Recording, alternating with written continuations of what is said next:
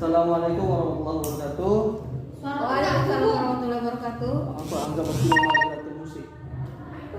Untuk lomba itu lah. Yang BNN. Oke, ulang lagi. Iya deh. Assalamualaikum warahmatullahi wabarakatuh. Waalaikumsalam warahmatullahi wabarakatuh. Terima kasih. Perkenalkan saya Agus Saputra dari Universitas Syakuala, mahasiswa PPB dalam jabatan angkatan pertama sendiri. Di sini ada beberapa hal yang saya tanyakan terkait dengan permasalahan-permasalahan yang ada di sekolah kita, Bu. Di satu sisi Ibu selaku guru seni budaya yang sama juga dengan saya basicnya mengajar di SMP negeri 2. Baik, sebelum kita masuk ke pertanyaan, barangkali Ibu boleh memperkenalkan diri Ibu selaku apa di sini jabatannya dan mengajar di kelas berapa. Oke, baiklah Pak Agus, terima kasih atas waktu yang telah diberikan. Perkenalkan, nama saya Ibu Tina Eviana, bisa dipanggil Ibu Tina. Di sini saya mengajar seni budaya kelas 9. Basicnya Ibu apa Bu? Seni apa? Basic saya di seni tari, Pak. Oke, baik Bu, kita langsung saja ke turut. Yang pertama terkait dengan permasalahan kita di seni budaya, motivasi belajar anak. Sebagai peserta didik, kita ketahui motivasi belajarnya terhadap mata pelajaran seni budaya, terutama seni tari ya, dan seni rupa itu agak kurang. Kira-kira faktornya apa Bu?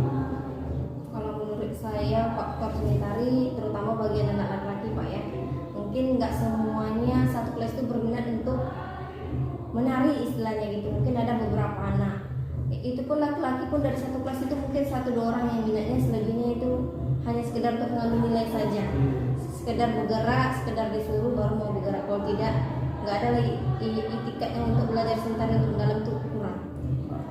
Kemudian kalau terkait dengan pembelajaran secara umum seni budaya, kan kita sendiri ada 4 aspek. Kondisi seperti apa yang membuat anak itu malas lah belajar seni budaya? Apakah mungkin gurunya barangkali kurang kreatif atau seperti yang kita ketahui dari SD kan mereka selalu dicekokin dengan seni budaya itu gambar. Nah, bagaimana tanggapan Ibu? Mungkin Pak, kita kan ada 4 seni tadi Pak. Mungkin dalam kelas itu mungkin anak cowok mungkin sebagian suka yang musik. Mungkin kalau pelajaran musik dia lebih menonjol, bagian tari dia lebih menurun. Mungkin ke bidang masing-masing lah. Mungkin anak-anak pun mikirnya nari adalah anak perempuan, musik misalnya anak laki-laki. Mungkin sebagian besar seperti itu Pak. Berarti anak Sesuai jurusannya, sesuai dengan mungkin kegemarannya iya, masing-masing. sesuai dengan Jadi, hobinya mungkin bisa jadi. Oke. Oke, baik, selanjutnya untuk permasalahan kita yang kedua itu terkait dengan siswa sulit bekerja mandiri. Dalam artian siswa itu masih mengandalkan kawan-kawannya. Itu kira-kira faktor apa yang menyebabkan anak itu lebih mengandalkan teman-temannya yang dianggapnya pintar ataupun ya seperti itulah. Mungkin menurut saya sebagian anak mungkin kurang percaya diri Pak ya. Kurang percaya diri. Jadi satu mungkin anaknya malu, kurang yakin dengan jawaban sendiri. Makanya itu lebih mikir jawaban teman yang mungkin dianggapnya lebih pintar atau lebih betul jawabannya daripada dia sendiri. Itu tadi karena kurang percaya diri. Padahal jawaban dia itu bisa jadi pendapatnya benar gitu, ya. tapi dia lebih kurang percaya, jadi lebih mempercayai temannya sendiri. Oke. Kemudian ada lagi yang mengatakan bahwasanya bahwa anak itu kurang tanggung jawabnya terhadap tugas. Kira-kira menurut Ibu seperti apa? Kurangnya tanggung jawab terhadap tugas yang diberikan. Mungkin itu tadi satu kurang percaya diri, atau tunggu kawannya siap dulu baru dia melihat, atau kurangnya wawasan untuk pelajaran tersebut Pak.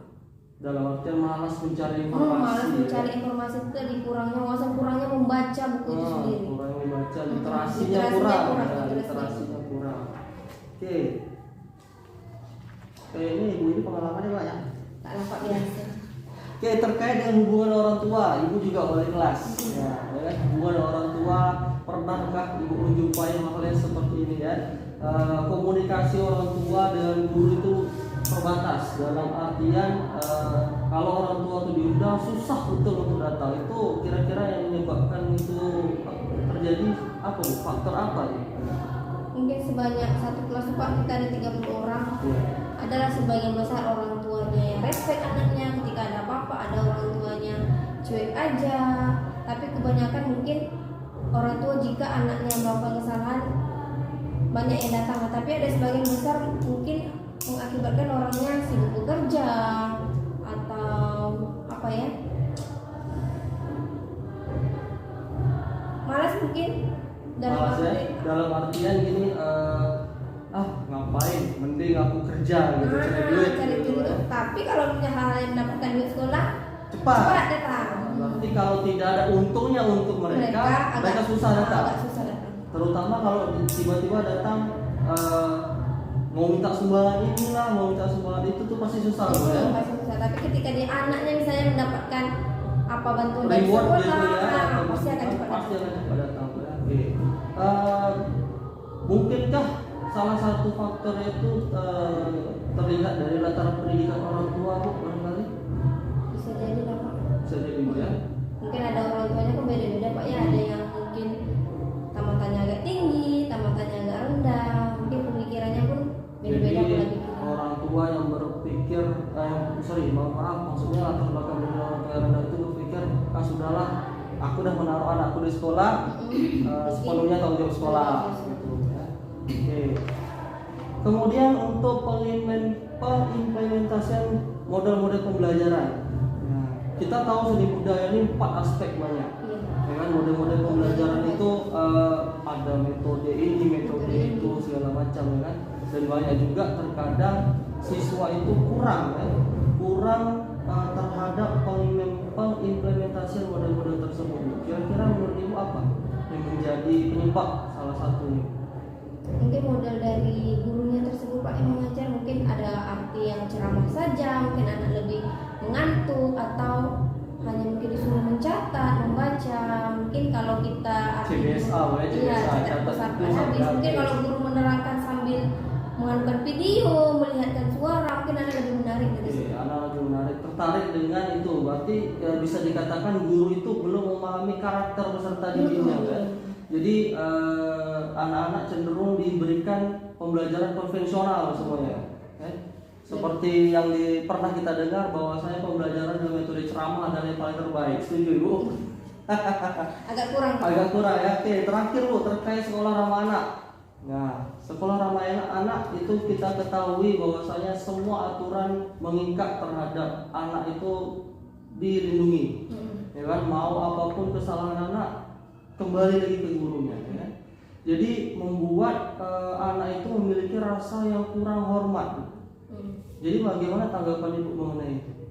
Mungkin di setiap kelas, Pak, ya, psikologis anak itu mungkin beda-beda ya, dari satu siswa ke siswa lain. Mungkin ada siswa yang kita ngomong langsung takut, atau langsung besoknya berubah, segan, atau tidak ada anak yang cuek lah, atau malah mengunjak. Mungkin itu lagi psikologinya masing-masing kan berbeda.